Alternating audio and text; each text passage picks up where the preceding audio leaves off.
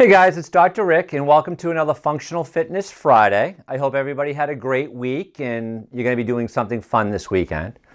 What I want to do today is I want to do a little bit of a continuation of the video I did last week. Last week we talked about the kickboard push-pull exercise, and I appreciate everybody's likes and comments and feedback. Please keep those coming. And if you haven't already, please subscribe to this YouTube channel. We'll be posting weekly videos of different aquatic exercise, equipment, philosophies, techniques, things like that. And please feel free to message me on Facebook at Rick McAvoy Aquatics, or on this channel if you want me to focus on anything. I can definitely do that as well.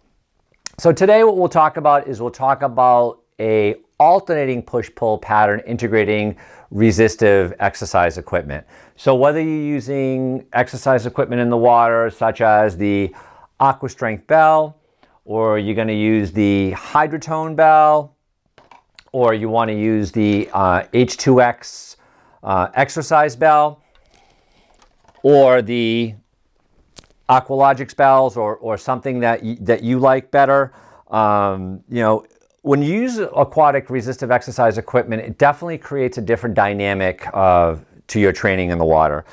And a few things that I have found when you use this is that clients will tend to grip the devices a little too tight sometimes, because they try to compensate from areas that aren't as strong or as stable, like their core. So you'll see a lot of kind of shortened range of motion, or you'll see people just kind of gripping so tight. And sometimes people will complain of increased hand or wrist pain or increased forearm pump. So my cue is always to keep that wrist straight, keep the hands loose, and again, kind of really keep that core engaged and have a full range of motion.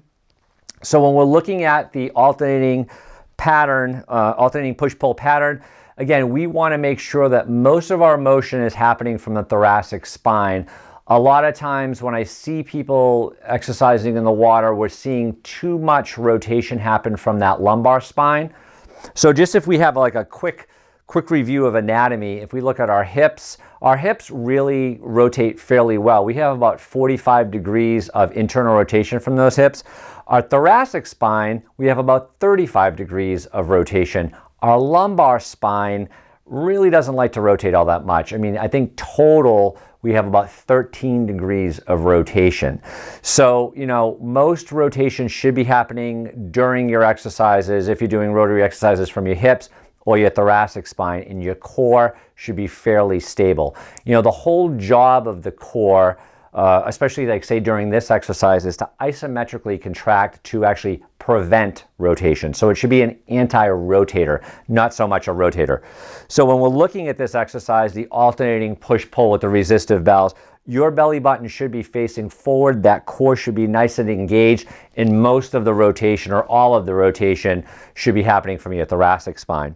So if we look from the side, we're in that split stance position that we talked about last week. It tends to be more of a functional position, and you're doing some nice rotation from the thoracic spine, pushing and pulling equally. So what I want to do is show you a video of this, and I appreciate any feedback that you may have. So please keep those comments coming. And I also want to remind you that April, don't forget, is Autism Awareness Month. Autism is something that hits really close to home for me. My son has autism, so if you're really not familiar with it, please educate yourself on it. I think it's super important. So I hope you guys have a great weekend, and check out this video.